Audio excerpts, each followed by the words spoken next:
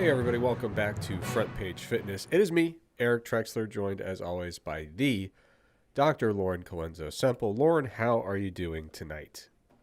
I'm excited to hear how your Thanksgiving was, vegetarian, and briefly, how the football panned out. Okay, so let's start with Thanksgiving. Lovely, had family in town. It was great. We hosted. We made three different turkey related items that basically look like it's almost like, when you get cold cuts at the grocery store and they just have like a big lump of meat and that's what they cut from. It was kind of like we had the big lumps of meat, but they were obviously not made of meat. There was three different versions, and they were all good. Like, there were three different versions, but there was like two of them that actually tasted like turkey, and the meat eaters at the table were like, honestly, not bad. A third one that I actually enjoyed. It was an enjoyable thing to eat, but it didn't remind me of turkey in any capacity. Not the texture, not the flavor. It was almost like its own version of some kind of undiscovered processed meat. But anyway, yeah, so Thanksgiving went well. My wife, there's like a local bakery that my wife frequents, and they made this, it was a pumpkin cheesecake, which was absolutely delightful. So that was the star of the show, I think. And yeah, all in all, it was a good time. And then, yeah, the football. Let me tell you about the football, Lauren. First of all, Ohio State beat Michigan in I don't know if I could say dominating fashion, but in very convincing fashion. It was not a particularly close affair. So that was very exciting, very cathartic. And then Duke kind of shocked the world, and through they needed this 8-game parlay to happen for them to somehow make the ACC championship game. And every single game went the way it needed to go. They won their game. They had a great game. And so now Duke is actually like the talk of the town in the college football scene, because they made the ACC championship despite some very long odds. And if they win the ACC championship, that is going to cause a lot of headaches for a lot of people. And I am here for it. It will be just the best kind of chaos. And I'm hoping that they will pull through and make that happen. So that's the rundown. What's new with you? I found some good Black Friday deals, which was very exciting. Did you partake in any sales? I did. Thank you for bringing that up. I meant to say that because it's been, I think, it's almost 3 years since the first time I ordered my geriatric elastic waistband pants from China. Right. And I wear them. The biggest non-sponsor of this podcast. Yeah, Le Tao Tao. I'm not sure if I'm pronouncing that right. If you're fluent in really any Chinese dialect, let me know. But I ordered their pants about 3 years ago. And listen, Lauren, pants don't last forever, especially if you wear them every day. Now, I have a rotation. I don't wear the same pair every day. But, they're starting to wear out, and I felt good about what I got out of them. So I went to re-up Black Friday and ordered 6 new pairs of pants, a whole lineup, a whole rotation. And I open up the bag, Lauren, and I'm like, whoa, there's been a design change. Okay. Things have happened in the last 2.5, 3 years. So I was a little nervous. I could feel that there were some things different, a slightly different cut. The waistband was a little thicker. And the first thing I thought was, oh my God, I recommended these to the good listeners. And now there's going to be a lot of people getting a product that I did not actually, I didn't know that things had changed, right? So right. I very nervously take them into the room. I try them on. Pure upgrades. Every design change, top to bottom, they fit better. They almost had a weird skinny jean quality to how thin they were on the legs. They fixed that. It now hangs like a very professional slack, which is what you're looking for at my age, and several decades above my age as well. So we got a runway there. Thicker waistband, added comfort. So I'm just thrilled. So all of the good things I've said about it, multiply them by 3, even better. So yeah, Black Friday was a huge success. But what'd you get? What? How much of a discount did you get from already incredibly inexpensive Amazon pants? These are the most expensive. These are the most expensive pants I've ever bought. I mean, Oh, well, list price they're $40, but I think I got them at about 32 a okay. piece. Yeah, but That's a again, that's a decent discount off an already very affordable item. So yeah, I'm very happy to hear they that. do good work. Yeah. So But what they about really you? should sponsor you. I mean, you've promoted them for a year, I actually. We're coming up on a year. So that's the craziest thing is, first of all, it wouldn't work because I don't think we do well in the 75 to 90 male demographic. Okay. But However, you are not 75 what or 90 or that anywhere in that spectrum, just to that's what I'm remind you. saying though, is like it won't work, but it should, because if I were them, I would be marketing these to people like me. And it's like, hey, would you like to wear sweatpants every day but pretend you're wearing slacks and not have to deal with the ramifications of wearing sweatpants every day as a 30 something professional? I think most fitness enthusiasts would much prefer the way these pants fit over your typical garment. So, yeah, I think they're just missing a lot of opportunities. And I think if they would just broaden their horizons and sponsor the show and maybe bring in some branding consultants and do a little marketing shift, I think they could really do something. Maybe not calling them geriatric pants would be a great first step. Yeah, we'll have to brainstorm. If you want to email front page fitness podcast at gmail.com, is that right? That's the one. Yeah, if you think of any good marketing ideas that you're willing to share for free, and let us capitalize on, then send us an email, because I think there's something there. We need to emphasize comfort. We need to emphasize practicality. We need to reduce. For example, there's a lot of room in these pants. They're very comfortable, but you do not need to necessarily say that that's to accommodate adult diapers.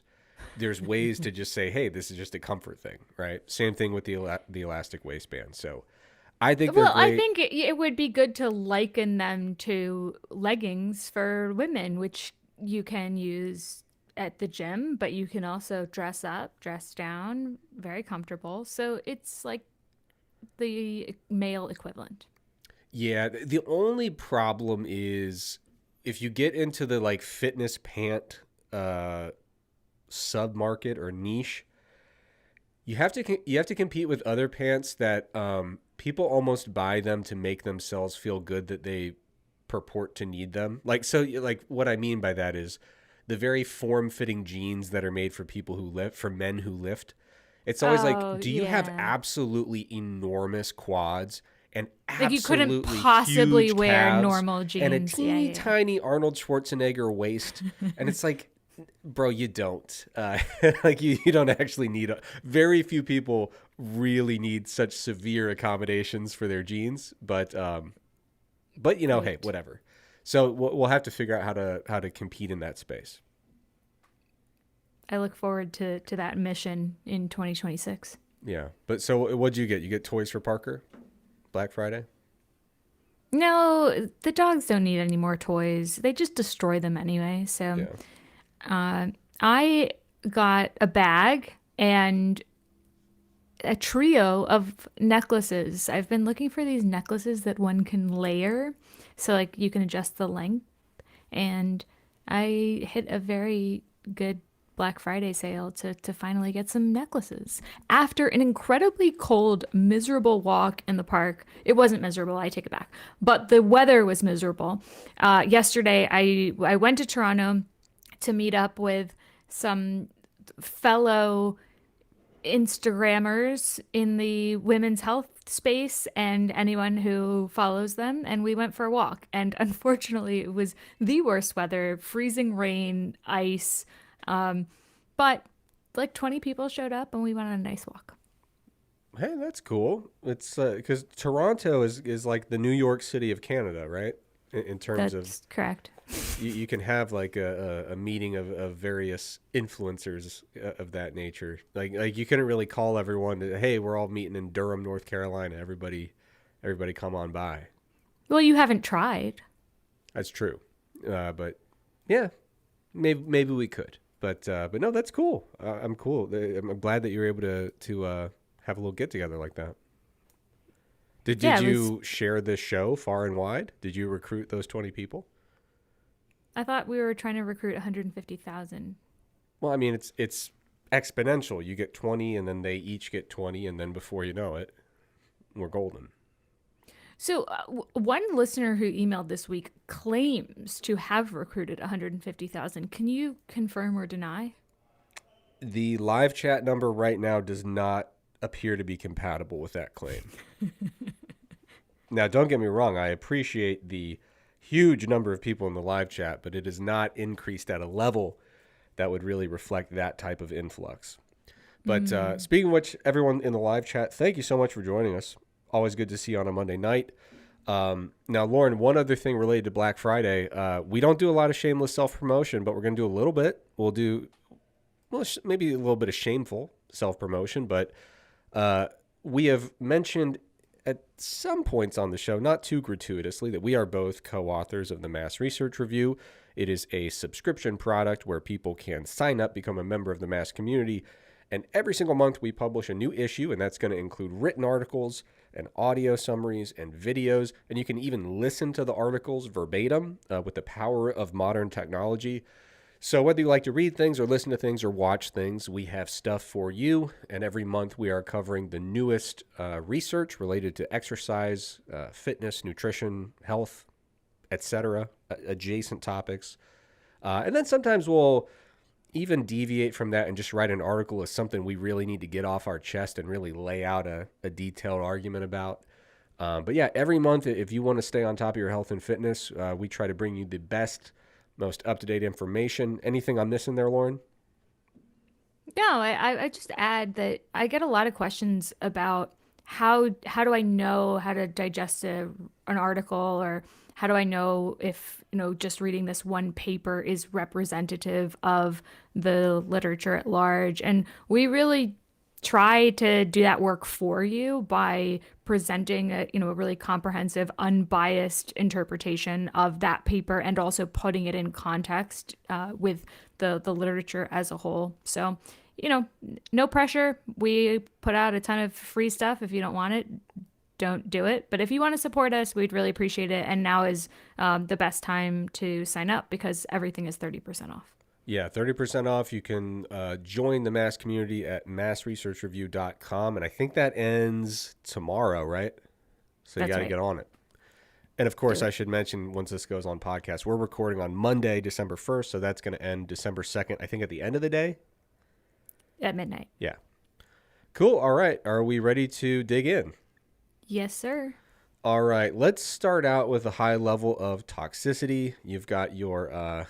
You called this the toxic influencer of the week. I can show this on the screen. I'm just not exactly sure how to restart it, but I'll do my best here. Give me 1 second to get this all arranged. Yeah, so this is a new take on, Instagram moron of the week. This is just pure toxicity as opposed to pure moron. And I hate everything about this. Okay, so I am going to go ahead and play it, and I will let you, Lauren, know when it is done.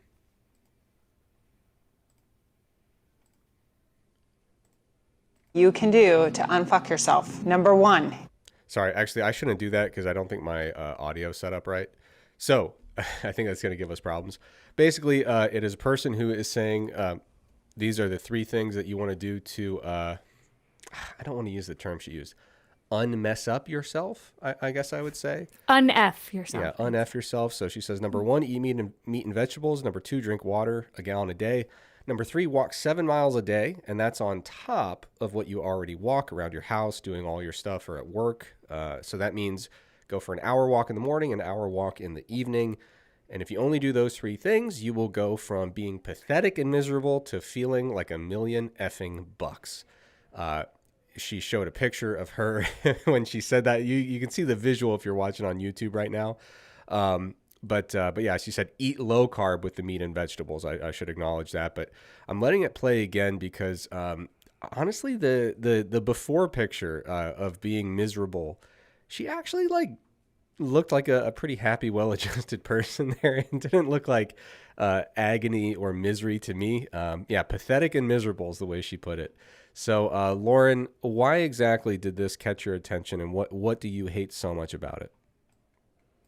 Well, I think anything that basically says it, if you are not incredibly lean and in a bikini, you are pathetic and miserable, is like missing the mark as in terms of the type of messaging we should promote or anyone should promote. And then, of course, when you cut out whole food groups, that's probably an unsustainable diet. Let's not do that. And let's not encourage exercise recommendations that almost nobody can adhere to because 7 miles a day. I mean, if you want to walk 7 miles a day, amazing. But the vast majority of us do not have time to do that. So I just thought, and also, why is she sitting in front of a fireplace and what is she doing with that thread? I think she was doing. Now, purists are gonna come after some version of knitting or crocheting, something within that family. I think was what she was getting at there. But yeah, just cozy by the fire, working a ball Just of yarn. shaming and everybody. Yeah, I mean, Cozy shaming. yeah, it's. I will say I am a bit envious because she's got that free hour in the morning for the walk, that free hour in the evening, and now she's working that ball of yarn. I mean, she's got the kind of free time I would dream of. So I will say, I don't. I'm going to give myself a little credit here, Lauren. I wouldn't file myself under pathetic and miserable. I would just say good old fashioned miserable, because I don't have this kind of time on my hands that Right. she's enjoying this leisure time. But no, I mean, I I believe that she thinks what she's doing is maximally helpful, and is she's got the secret codes to make everybody healthy, and she's getting them out there. I just think it's so reductionist and, like you said, so unrealistic for most people. Like, yeah, just like if you're gonna say like, hey, the first things first, like on top of the normal stuff you already do, carve out an extra 2 hours, and that's where we're gonna start, and then eliminate every food group that's carb heavy. Those are all gone. I mean, we're just right off the bat getting into such a restrictive little box of rigid guidelines that, yeah, it's just not ideal. You looked very upset when I tried to be remotely charitable with my interpretation. I mean, you don't think that she believes that she's like uncracked this or cracked this incredible code that leads to good health and fitness? No, I think that is too charitable. I think that when you put out content like this, you know what you're doing. And if you don't know, then you do it in a different way. You talk about yourself and your personal transformation, and then you attribute it to maybe something that is too restrictive or not entirely evidence based. But you don't shame the public and say, you don't use that type of language unless you're trying to be inflammatory. Oh yeah, I mean, inflammatory is certainly the name of the game. But the reason I said what I said is not that I think that this is a good marketing tactic or a pleasant way to do fitness. But I don't know. I get the vibe, especially from people that are on like I think she calls herself like primal something. The people that are really into this kind of like primal, meat heavy, low carb kind of diet thing, like their devotion to the bit is pseudo religious in nature in many cases. So it's hard for me to believe that they don't believe it, with a few exceptions. But yeah, I think regardless of whether or not a person believes that this is their kind of secret code to unlocking health and longevity and being less pathetic, yeah, just heavy-handed marketing. Not a good pitch, not a very empathetic approach, certainly not a flexible approach that's likely to be adopted by many people. So, needless to say, the live chat was not on the same page. People saying that this is the female version of the alpha male that's going on. That's their interpretation. Someone said if you don't have a fireplace, you're pathetic, which I'm not sure that I agree with that, but I also can't refute it objectively. I don't know how you feel, Lauren, but yeah, I I think. like a fireplace, but Oh, I love a good fireplace. it's Here's good. I here's the don't have question, one, Lauren. so maybe I'm pathetic. Shit. Major question. You're getting a fireplace put in your house. Let's say you don't have one, you're getting one. Okay. Do you go with the gas or with the wood fireplace? Oh no, you got to go real fireplace. Yeah. See, that's the problem is the house that I bought um had a fireplace and it is gas like gas logs. So what's nice is the convenience. What sucks is you don't get the crackle and the pop and the room doesn't heat up quite as much. So I'm with you. I'm one of these days when I have more time to actually like do fires that don't take like 4 seconds to turn on. One of these days, I think we're gonna reconvert because it was originally a wood fireplace, and the previous owner converted it to a gas fireplace. So I think we're gonna convert it back once we have the time and inclination. And maybe I'll pick up crocheting, knitting, walking 2 hours a day. Maybe I'll go from being a vegetarian to almost only eating meat. There's a lot of things I can change. I have a lot of time as far as I can tell. So And clearly that will bring you immense joy. I will be less pathetic. Will I be less miserable? Probably not, but it'll be a different version of misery. So at least it'll be a change. There you go. All right, Lauren. Speaking of, oh man, going straight from the primal folks to seed oils or to vegetable oils. So the headline here is most popular cooking oil in America may directly contribute to obesity, study. I hate when they do that. It's the New York Post doing what they do, butchering the language in their headlines. At least this one didn't have 6 commas like the one before. But so, Lauren, what do we have here? So they're specifically going after soybean oil in this article. So it's not seed oils in general. It's specifically soybean oil. But the most frustrating part of this headline and this article in general is they are referencing a study in mice. Researchers fed mice a diet rich in soybean oil and tracked how they metabolized linoleic acid. And they're giving the potential mechanism by which it could cause weight gain, and the study shows that these could be linked to weight gain in mice. And we just got to stop talking about nutrition, metabolism, and changes in body composition carte blanche when we're referencing a rodent study for so many reasons that we have discussed previously. But it's not it I don't like these fear-mongering headlines, and let's at least acknowledge that we're talking mice in the headline, or hey, more work to be done in humans to determine if, given the vast differences in lifespan, size, metabolism, etc., this would be applicable at all or translatable at all. Why, New York Post? Stop writing about rodent studies. Yeah, I'm conflicted because, like, first of all, should we have this article about this study hitting the press? No. Like, categorically, no. This research is not ready for the prime time in terms of press coverage. One of the questions that I think is a little more interesting and a little more controversial, debatable, whatever you want to call it, is are we so sure that even this study was really a valuable thing to do?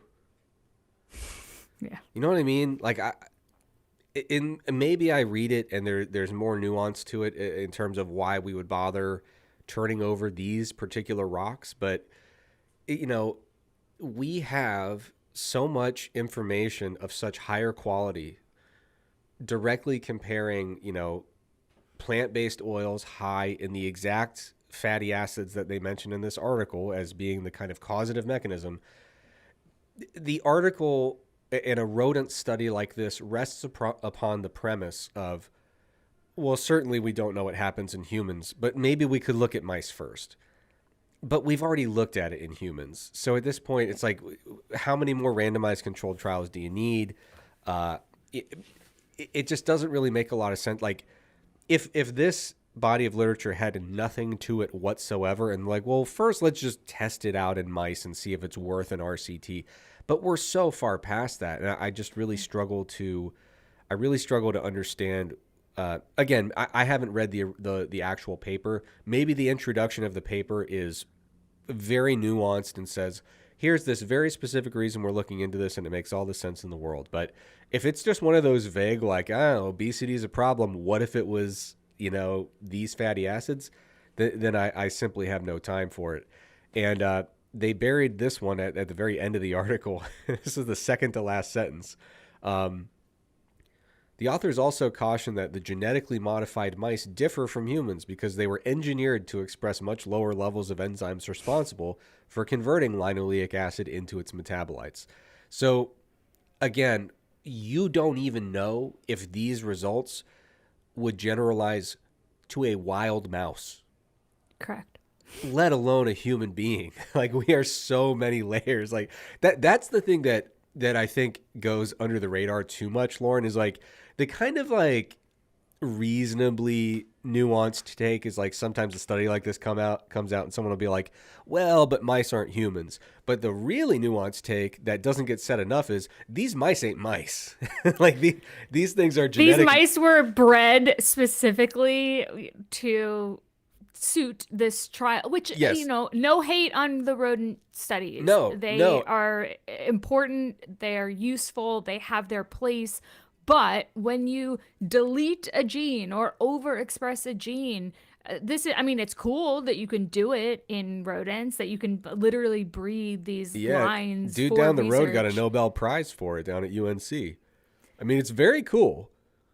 But super cool. Not practically actionable, relevant, doesn't tell us how we should eat, exercise, live our lives. Right. Yeah. And I think that's my big point is a lot of people say, well, I don't know, your average mouse is a little different than your average human. But these aren't even your average mouse. Like these are literally mutant mice that were genetically bred to for be, this study. Yeah, to have very specific, unique characteristics that are not the characteristics of a normal mouse or rat. So, yeah, there's just... And the reason that the guy down the road got the Nobel Prize is because that's an incredibly impactful thing to do and has opened up opportunities to make massive breakthroughs. So the ability to do gene knockout or to do specific breeding for various genotypes or phenotypes in mice is tremendously powerful from a scientific perspective. However, it's always the kind of most basic level of research. And that's not a pejorative. It means just how far away from translation are we? So, yeah, you don't do a study like this in a genetically modified mouse and then come out and say, how does this affect what you are going to eat for dinner? Right. And unfortunately, like there's not a lot of clicks to be had when you're like, do you have a pet mouse who happens to have this specific gene deficiency? If so, here's what they should have for dinner. So I'll just say, for the listener, the reason why this can be valuable is to say, okay, in the absence of this, like we remove this gene or genetic receptor, and then we see XY. Then what we might be able to ascertain from that is, this is clearly involved in how XY responds. So it's an interesting and cool technique to try to really drill down a mechanism of, in the absence of this, what happens. But when we think about regular physiology in rodents, but certainly in humans, without that extreme change, then once we downregulate something, there's a ton of downstream changes that are going to follow. So it's rarely, I mean, I think even saying rarely is a bit charitable. It's never that simple that, if this, then that. But it's a very cool first step to then generate hypotheses that can go on to be tested in future trials. Yeah, absolutely. That's kind of like the main benefit there. Another place where you're gonna, because you will, once you start looking for this in papers or in articles, you will start to realize that like a lot of studies are done on genetically modified or very specifically bred mouse lines or rodent lines. And you're going to be like, why don't they ever do these on just like regular old fashioned mice? And one of the reasons is, aside from when you're trying to make that mechanistic, like, we're going to do this deletion and see how the system reacts. Another is, sometimes you want to do a study on mice with hypertension, but you're not just going to raise them in a big old community and then put a little tiny blood pressure cuff on them and figure out who just happens to develop hypertension in this mouse colony and say, oh, you guys are in the study. You guys have some high blood pressure. You breed them to have the characteristics that seem to associate with high blood pressure, right? So there's all these different, different gene knockouts or, different breeding strategies where you say this particular line of mice is actually naturally, not naturally, is specifically predisposed. Genetically engineered. Yeah, they are predisposed to developing obesity more so than your average mouse, or predisposed to developing hypertension. So you're creating the kind of medical condition you wish to be observing in humans, even though it's not the same, right? It's different, but it's your closest approximation via what you can do genetically. So yeah, it's very interesting stuff. I mean, I can guarantee you, the scientists who did this work will probably look at the article about their work and go, "Oh my God, what have you done?" So it's not a knock on the scientists, but it's always important to kind of show these articles and then highlight things you should be looking out for before you get too bent out of shape about them. All right, ready to move on to some phone related topics. Yes. So I'm a bit of a legend in the phone space. I think I'm probably on a list that is curated by Apple.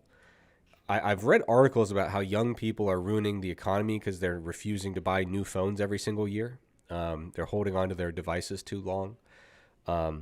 Too much avocado toast, not enough new iPhones. And that's why we are both simultaneously poor and destroying the economy by not spending enough money. So work on that, younger generations. But I have only had 2 smartphones.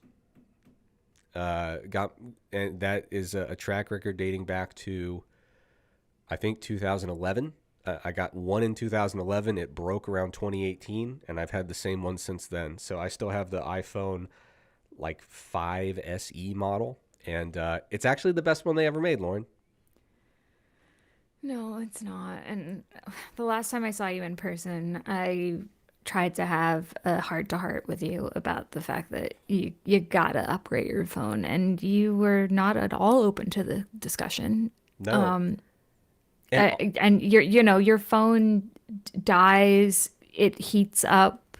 No, you got the wrong Yeah, guy. it does. It does. And you got I the know wrong. it does. No, I've been amazed It that this thing's humming. I mean, good battery life, no issues. So anyway, Lauren, that's not what the article was about here. It's not, no. The article is you put the headline "Blue Light Maxing," why your phone at night may not be as bad as you think. So this is an article in Time magazine. And of course, for a long time, people have been saying, get away from your phone at night. The blue light is going to keep you awake. It's going to reduce melatonin production. It's going to keep you awake, going to mess with your sleep quality. So, Lauren, what do we find here? Yeah, so I thought this was an interesting one because we've definitely heard about this for a very long time when we think about, quote unquote, sleep hygiene or how to wind down in the evening. But interestingly, they reported similar sleep quality, self-reported, granted, but regardless of how much you were using your phone at night. And so they were positing that it's probably not the fact that you're using your phone, it's the fact that you're doing something stressful on your phone. You're looking at something that is you're worried about, and then therefore you're staying up for longer, or you're having difficulty falling asleep because you're kind of ruminating on whatever the thing was that you were viewing on your phone, which I think makes a ton of sense to me. It's an example of how simplified or people were trying to make it of, okay, melatonin suppressed by blue light, therefore no screen time and we'll all be good. And it's an interesting hypothesis, but again, it's much more complicated than that because we're people and there are other elements that affect our ability to kind of wind down and our ability to sleep well that aren't purely about were we watching TV or were we looking at a phone. It's more how were we engaging with the device. Yeah. Yeah, I'm not I'm not a good case study in sleep quality because my wife always makes fun of me. I think if I actually did a sleep study, I would be diagnosed with a sleep disorder, and I don't actually have one. I just simply don't sleep enough because I'm doing other things. So, Sure. the reason my wife makes fun of me is my sleep latency, which is basically the amount of time it takes you to fall asleep after you lay down, is often under a minute. Like I almost don't know what my bed is like because I've never been awake in it. It's really crazy. So, as an example of this, when I had family in town, we were hanging out in the room, in the living room, TV's on, football games are on. I actually fell asleep twice on the floor because, like, if I just stop moving, I'm going to fall asleep. That is the way I live my life. So, needless to say, a little phone in my face can do nothing to me. Like absolutely nothing. I could be, I could have my nose on a giant television screen right before bed. And if I touch a bed, I'm out like immediately. So I think what's interesting about this article is it highlights that there's a lot that goes on and a lot of different factors to consider. And it's probably not just as simple as a little bit of blue light is catastrophic and you have to avoid it at all costs. There's all these factors that go into good sleep hygiene. Now, I will say this, based on the totality of the literature and the design of this experiment, I'm not ready to say like, oh, it looks like the blue light stuff was all a myth. Like there is a considerable amount of research and in many cases more controlled research showing some degree of either increased alertness, reduced sleep duration, reduced sleep quality, things of that nature after blue light. But one of the points they do highlight in this article and in the study is that it's not as strong a link as you would expect. It really, I think it is possible for a thing to be true and yet also overblown. And I think that's where blue light before bed falls personally. Because one question is, well, how much time do you really need to remove that stimulus prior to bed? It could be much shorter than we think. How intense is the actual light stimulus? Are we talking close up to a giant television screen versus a small phone versus, hell, you walk to a grocery store with those giant fluorescent lights. You like make a grocery trip before bed. I mean, that should be able to keep you up for like 11 hours with all that super bright light coming in. So there's a lot to consider. And like you said, Lorna, another thing that I think is really critical and probably I would say more important than the light itself is in what circumstances are you going to bed, right? If you're doing something before bed, if you're like getting in a stressful discussion with your spouse before bed, and it's like emotional or stressful or anything like that, like that's literally the worst thing you could do. You have to make sure that like the stuff you're doing right before bed should be kind of boring. It should be kind of relaxing. It should be peaceful. It shouldn't be something that makes your blood boil. It shouldn't be something that keeps you on the edge of your seat. Like a lot of people say like, oh, I like to read before bed. That's fine. But if you're reading like some kind of like thriller, then maybe it's actually not like the best thing for you right before bed. So yeah, I think this is a cool article because it pushes back against something that, like I said, I don't think we're anywhere near debunking the general premise that substantial blue light exposure before bed is probably not optimal for your sleep. But this is probably one of those things that is simultaneously true and way overblown, and some of the panic related to it probably implies an overstating of the data. Does that make sense? Yeah, and also there isn't enough of an understanding to really narrow it down to say, okay, we know cut out the screen time or the blue light 30 minutes and you're good. Like 30 minutes before bed and all is well. Or Yeah. like so without right now it's very nebulous. And I mean that I don't know, a decade ago that enter all the people wearing blue light blocking glasses in the evening and Including um the primal body person, your toxic influencer of the week. Most of her videos, she's wearing the blue blockers. yeah. So and I think if there was really something to that, we would have heard more about it in the last 10, 15 years and we haven't. They kind of just they became a thing from a marketing perspective and then they kind of fell off the radar. So I like this just because it lends a bit more nuance and I mean also we have to think sometimes you gotta respond to a work email at night, and that just is what it is. So, Yeah. like we can talk about optimizing this and optimizing that, but although if you are walking for 7 miles a day and sitting by the fireplace doing something with I don't even there were no needles that I saw. So I, and there was no ball of yarn. There was no actual. I think that it was fake news about whatever she was doing with that thread. Anyway, for those people who can optimize, fine. But let's not fear monger over watching a TV show before bed or being on your phone before bed when in reality sometimes you just got to do it. Okay, more to the point, I'm watching the video again. There is like one needle. It seems like she's preparing the needle for some type of crocheting or knitting activity, but she's not getting very far. She's kind of just messing with it. So, my wife has been known to, do yarn related projects. I will get her on the case, and we will get to the bottom of this. We will figure this Okay. out and see if she. I feel like this is just fake yarn work. Interesting. Yeah. Well, I will report back. Now, Lauren, we Thank have you. one other phone related topic. It says, We do. forget fart walks, how phone sober walks can immediately improve your well being. Uh, Let me guess. This means walking without your phone? That's correct. And I just have a general comment. Why do we need a name for just obvious things like that? Yeah, that's a Like good this is a question. trend for 2025 that it needs to be looks maxing and fart walks and now phone sober walks. Why can't we just say leave your phone at home? Everything needs a Yeah, label. It's getting out of control. I'm torn because I agree with you that we don't need a word for this. But I also couldn't recommend this more strongly. And I would take it a step further. And Lauren, you know this about me. I've warned you.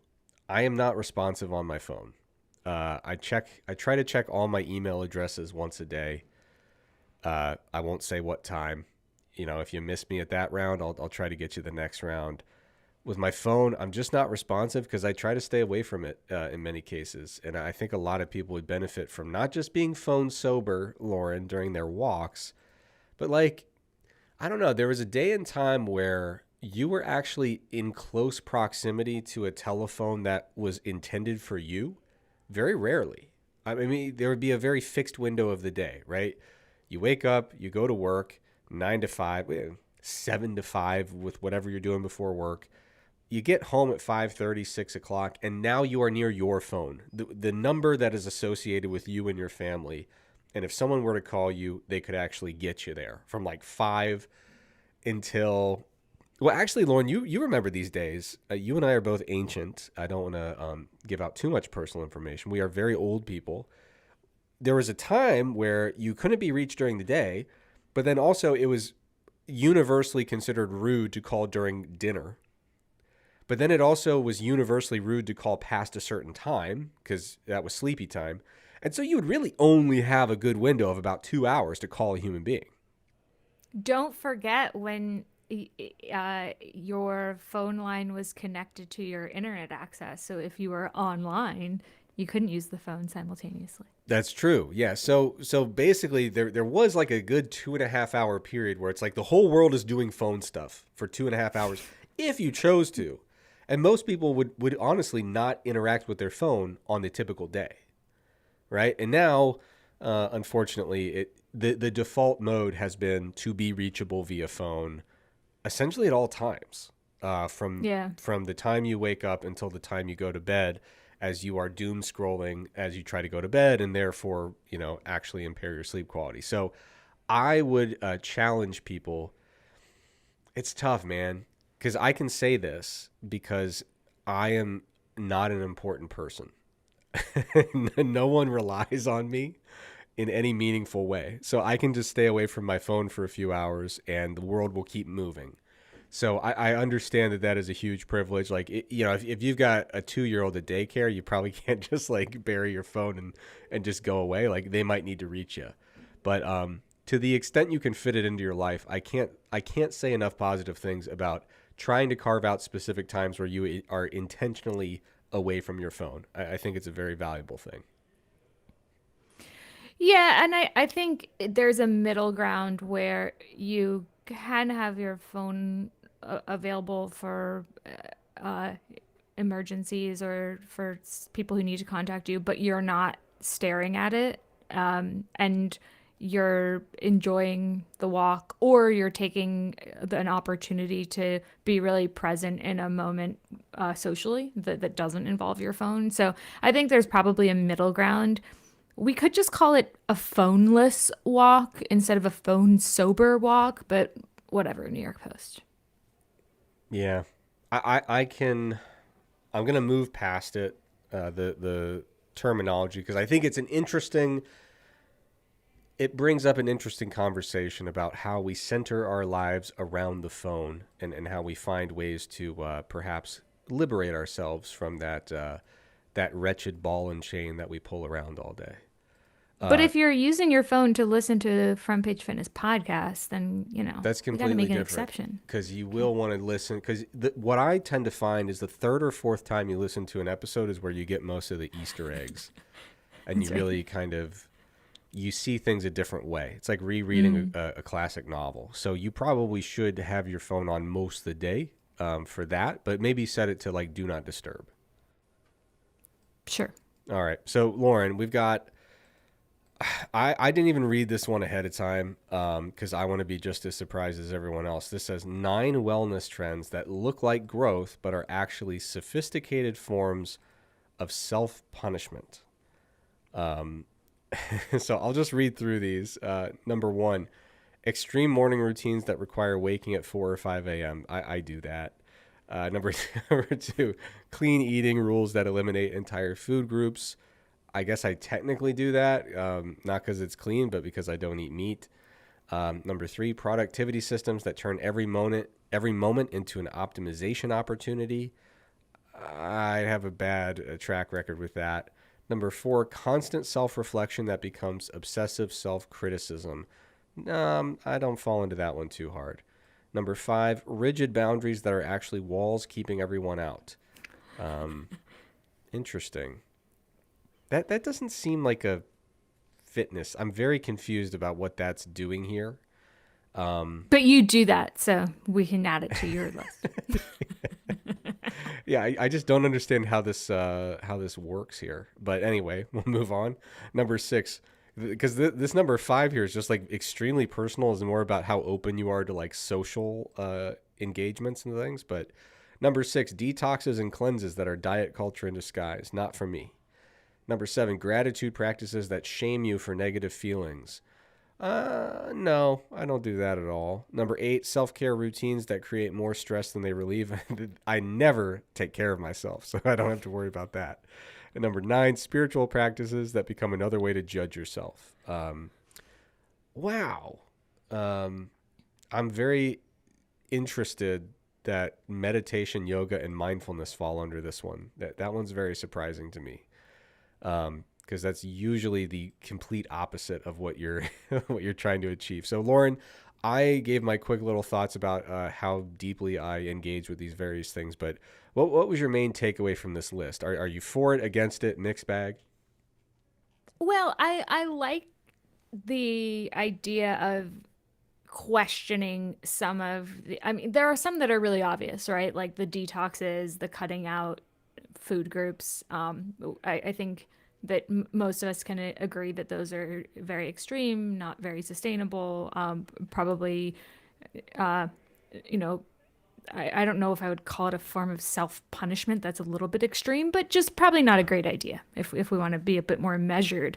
But I do think that in an era of optimizing, if you will, or trying to maximize health span and using all of these tools that are supposed to be good for us, that are supposed to be useful, we can kind of get in a space where it becomes more trouble than it's worth, or we're worrying about all of these things that are supposed to be health oriented, but end up kind of taking away from our overall well-being because we are stressing out about wellness when all of these wellness things are supposed to be de-stressing. And so I think it's an interesting discussion because when I mean, a perfect example of this, and I think someone emailed about this, about the trackers, like the Aura Ring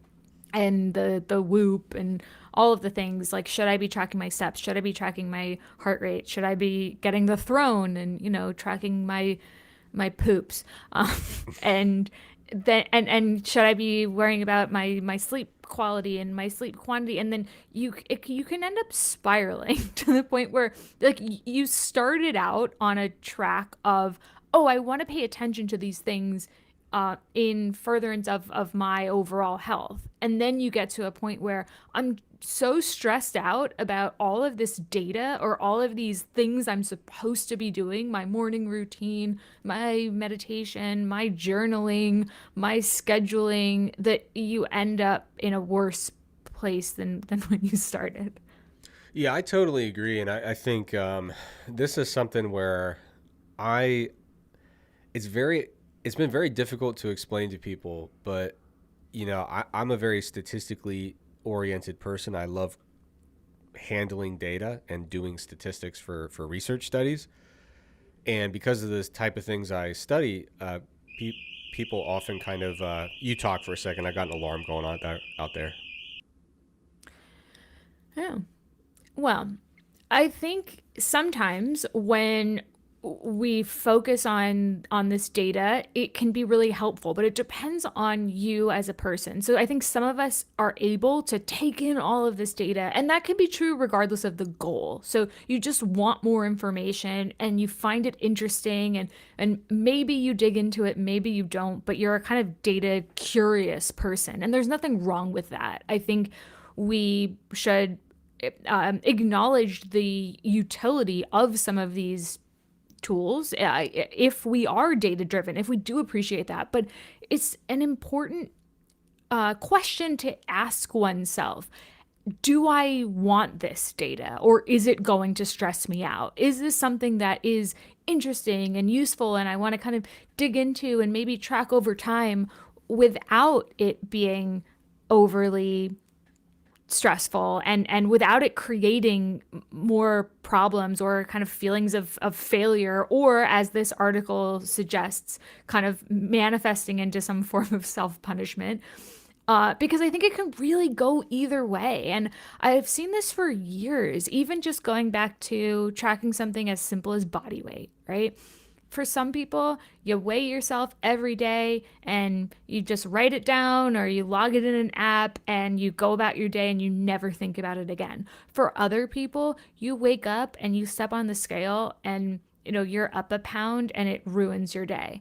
And so those are two very distinct examples of something that it's a useful tool for certain goals, but it's how you kind of digest that information and attach meaning to it that either makes it helpful or maybe not so much. Yeah. First of all, tremendous elite level vamping, Lauren. That's the industry term for when someone's like, "Hey, I need you to carry the show for a minute." That alarm went on for a very long time. But no, so what I was saying is, I realized very early in my kind of fitness career, I don't like tracking things. I don't track my workouts. I don't track my macros. I just don't like to really track stuff because the numbers would stress me out more than they would benefit me. And so I took this to kind of an extreme in the sense that, like, and Helms and I have talked about this because we both kind of do it.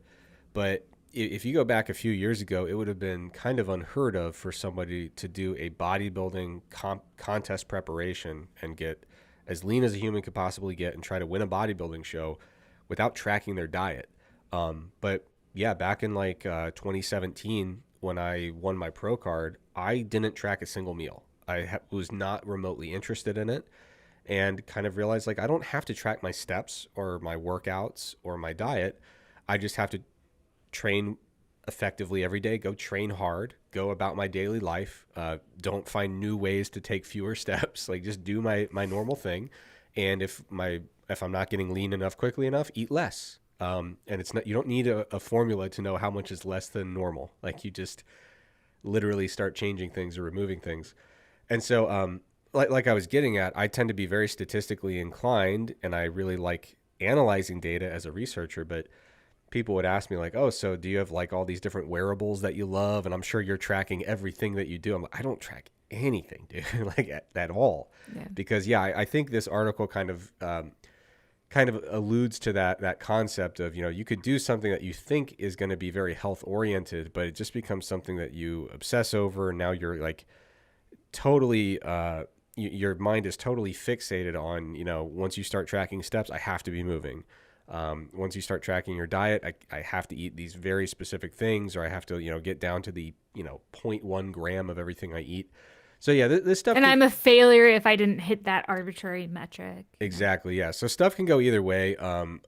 Someone in the chat said we need to elaborate more on number 5. I actually totally agree because so I'm just going to read it here. So number 5 again was rigid boundaries that are actually walls keeping everyone out. So it says boundaries are essential. I spent years learning to set them after growing up in a household where they didn't exist. But boundaries has become wellness language for isolation and rigidity that doesn't allow for genuine connection.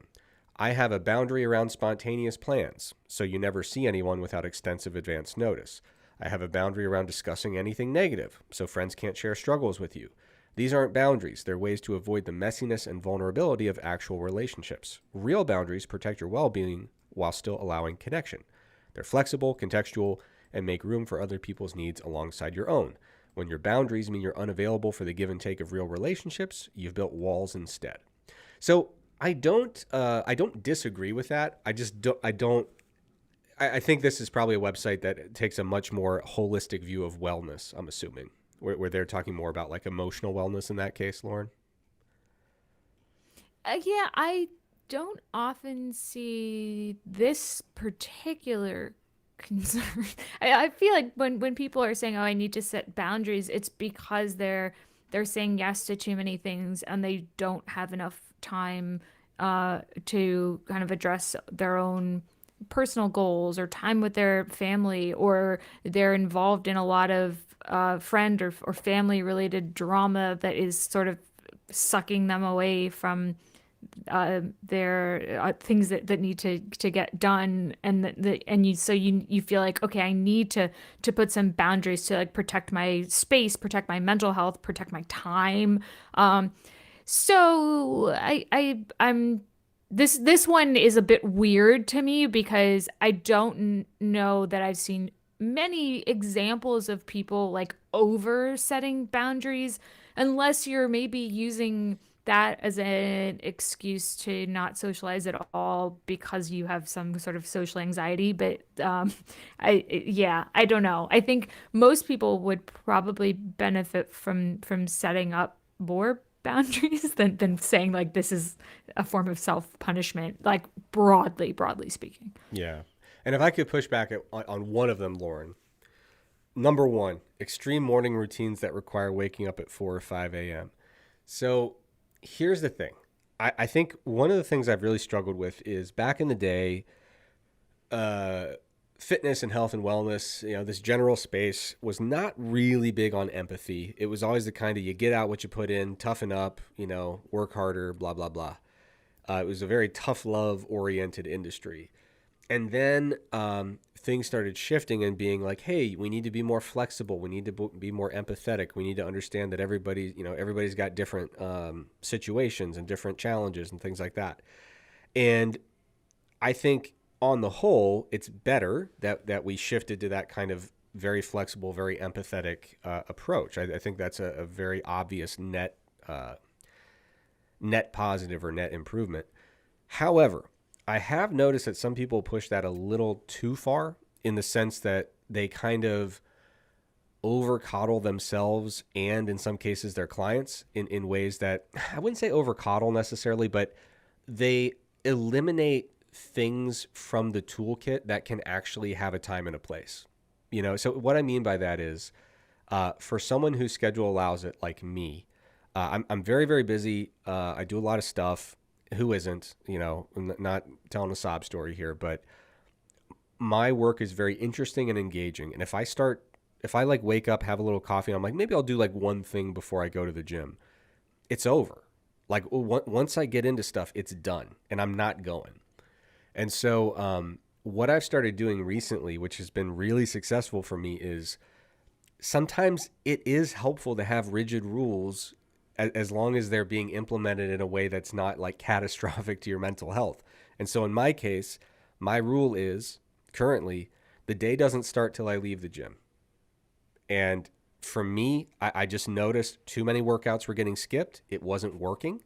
I tried to do the whole very flexible approach, and for me, that ended up leading to a lot of bartering and, well, if I miss this one, but I do like a 1.5 workout, on Wednesday, it'll all balance out. And then Wednesday comes and I'm like, I don't really feel it. Too many workouts were being missed. And I think sometimes it's okay to be a little bit, a little bit stern with yourself and say, listen, your track record of trying to like bargain and barter and it's just leading to a lot of missed workouts.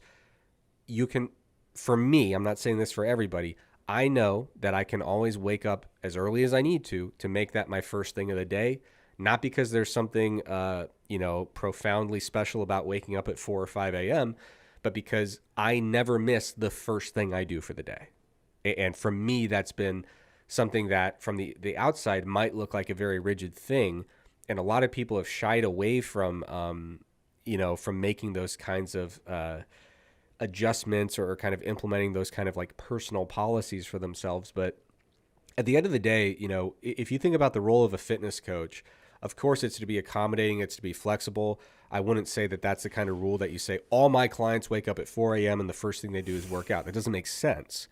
But there's a time and a place for that kind of intervention or implementation of a rule.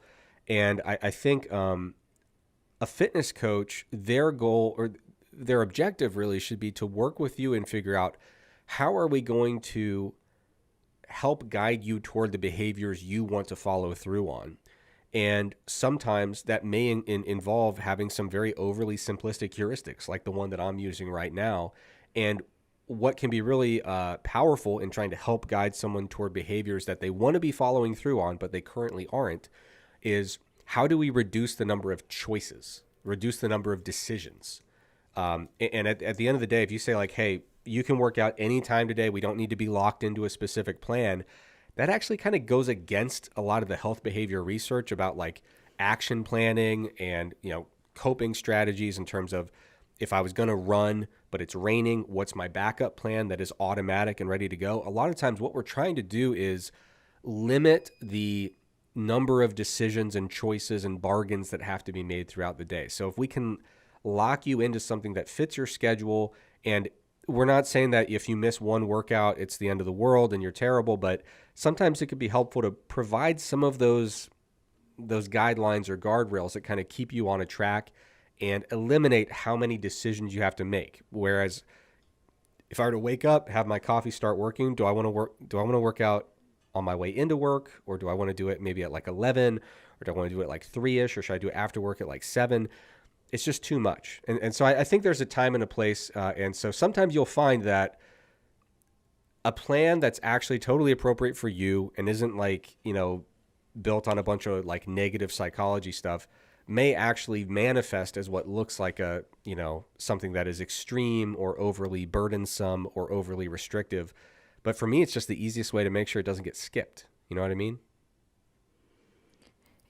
Yeah, I think I I see both sides to this because I think some people thrive on schedule and routine and structure. And if that's you, then I think leaning into that makes a ton of sense. And that's not only for fitness stuff, that might be the way you plan out the work tasks that you need to get done for the day, or even people who like to do meal prep for the week, or all of these things that involve planning and structure, or pre-planning.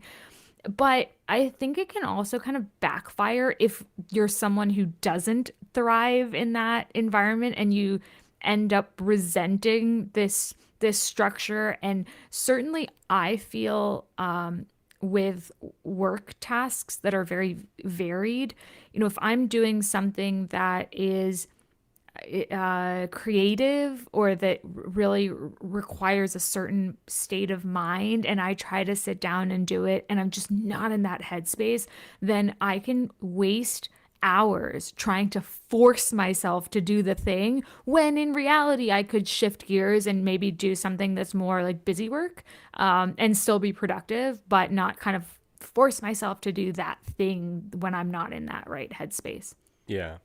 No, I agree. And with work, I'm definitely much more flexible where, like you said, I mean, hell, sometimes I'll sit down to do some work and I'll be like, yeah, I think it's time to take out the trash. Like I need to move and just get out of here because like whatever I was sitting down to do is not going to happen right now. So I'm gonna go like do chores, or I'm gonna do something totally different. So yeah, I'm with you on that. I think that the biggest thing is like, you got to find what like actually works for you. Like, and it's something you figure it out over time. But I think the easiest way to do that, honestly, is to set goals, to identify the behaviors that you want to follow through on, and then simply observe them. You don't have to have like a meticulous tracking mechanism, but like if you decide and kind of state it at the beginning, my goal is to make sure I'm working out 5 days a week, and you look back over the last several weeks and it's 3, 2, 2, 0, 0, 2, 3. Clearly you have a mismatch. Like what you're doing right now is not facilitating your ability to follow through on that intention. So then the question is, do you need to adjust the intention, or do you need to adjust your plan for making that follow through happen, right? And the right answer, it could be either. It could be somewhere in between. Maybe it should be, you should be aiming for 4, but you also need to update your strategy. But at the end of the day, it's really valuable to just kind of set, here's what we're trying to achieve. Here's what we think we should be achieving and what actually happened. And same thing with work. If you have a certain set of like productivity quotas that you can quantify and you set them and you don't obsess over them minute to minute, day to day, but you look back over the last 2 months and say, have I accomplished what I think I'm capable of? Or do I feel good about it? And if not, then you probably need to revisit that process as well. So yeah, these articles, these kind of lists, I think are really interesting. They get you thinking about, what are some things that I'm leaning into that are maybe not helpful for me? What are some things that I can, draw from these types of lists, things I'm missing that I should be incorporating? But yeah, I thought it was a really good article to spur some conversation. Now, No, and if I can just add, I think it's also, we have to keep in mind that there's room for a certain amount of structure for the average person in certain domains, right? So if we say I'm going to be really rigid in the plan I set for myself in this domain, but then we start to say, and I'm doing it for not only my exercise habits, but also for my diet and for my sleep and for my meditation and for, my hour by hour work schedule, then that's when it can start to become unsustainable. And so I think it's not that any of these are bad in and of themselves. It's just that in a culture of, okay, we need to do this type of organizing and planning and tracking for everything we do in our lives, that's when I think it can end up backfiring. Absolutely. Lauren, I have a huge update. Someone in the chat has confirmed it was crocheting. The primal body person, she was crocheting. Wasn't getting very far, but that's what she So was setting up. where is the thing that, what does one crochet? A tea? It said it's crochet. She's got a hook hidden in one hand, so there's a little bit of a magic trick going on. We had a hidden hook situation. Haven't we all been there? Sure. The classic hidden hook crocheting trick. So anyway, I actually had there was a kid on my wrestling team who was very eccentric, and wrestling tournaments, you're like in the gym for like 14 hours. It's crazy. Long day. And he would sit there, and I don't remember if he would knit or if he would crochet, but you can a bunch of high school guys sitting around, mostly like napping or eating or listening to music, and he's over here working on a scarf or a pair of socks. But he was very good. That is unique. He was very good, so he could get away with it. It's At one of knitting those, or wrestling or both? at wrestling. Like no one was gonna Okay. go up and make fun of him. Hey, you're a loser. Look at you crocheting as a 17-year-old boy at a wrestling tournament. He was like, I won state last year. I'm fine. So yeah, he was very good. Part of me wondered almost if he was just doing it because he could. If I could be totally honest. Like it was a flex. Yeah, like the very like avant-garde kind of like I'm going to be quirky and weird because I can get away with it because I have so much social capital built up in this context. Part of me thinks that might have been going on a little bit. Yeah, but knitting ain't easy. I mean, it certainly didn't look easy, but yeah, he was knitting away, and so he won the state title, and he also had the socks and scarves to show for it. That's funny. I Yeah. like that. I That's a actually, good I was a anecdote. hit in the high school wrestling circuit because, so I took an independent study in technical theater because I really liked the guy who ran the tech theater stuff at my high school. Really cool guy. And if you did an independent study, you can just kind of chill in the wood shop and do whatever. And he was great. Like we would talk about life and what are you gonna do? Because I was like a senior in high school. Really cool guy, very good experience. But we got to the point where he was like, "Hey, brother, you need to like make a project. Like the semester's running out, dude." And Wait, so why is there a wood shop in technical theater? because they build the sets for the theater. Oh, Yeah. damn. So yeah, we would Okay. build everything, but we'd also do the costumes. And so I was like, well, I don't have a lot of time or skill. So what's the easiest thing I can do and get out of here? And we'll all just kind of, dust our hands and walk away from this whole situation. So my compromise was I'm going to make a pillow in the costume shop. And that's going to be my semester project. And I didn't just because I was Pillow? I was gonna make a pillow because you go to like a wrestling tournament, you got to lay down on the benches, and you want to have a pillow with you. So I made this pillow, and my idea was I was going to cut out the USA Wrestling logo and actually stitch that onto the pillow. It was going to be my wrestling pillow. Here's the problem, Lauren. The USA Wrestling logo, I don't know if it's changed. At the time, it was a silhouette of one wrestler suplexing the other. Which is when you basically throw someone back over your head in a hip extended position. And I can promise you that when it all was done, these silhouettes did not look like they were wrestling. It became a very graphic ordeal. It got a lot of attention, a lot of negative attention. And it was probably the most controversial pillow that Southwest Ohio Wrestling had ever endured. Do you have a picture? No, I think I actually lost it at a tournament. I have no idea where it is. I didn't use a phone when I was 17 years old, so it's lost to history. Someday I hope to find it in a pawn shop. I hope it's been preserved somehow. But it was. I wasn't being like a crass 17-year-old boy. I was doing an earnest job. I really thought that the logo was going to turn out good, and it just didn't. And I was kind of the last person to realize exactly how bad it looked. All right. But anyway, that's wrestling for you. A lot of knitting, a lot of crocheting, a little bit of sewing. That's kind of what our team was up to. All right, Lauren, are we ready to wrap up for the night? We are. All right. Anything you want to say to the good people before we go? Yeah. Keep your emails coming, frontpagefitnesspodcast@gmail.com. And we won't be live next Monday because I'm traveling. So we will have a pre-recorded episode that will go out on Monday. I completely forgot about that. We will need to text after this so I can remember what our plan is. But I appreciate you bringing that up. All right, folks. As always, appreciate you coming by. Hope you have a great week. And we will be back in 7 days with what appears to be a pre-recorded episode.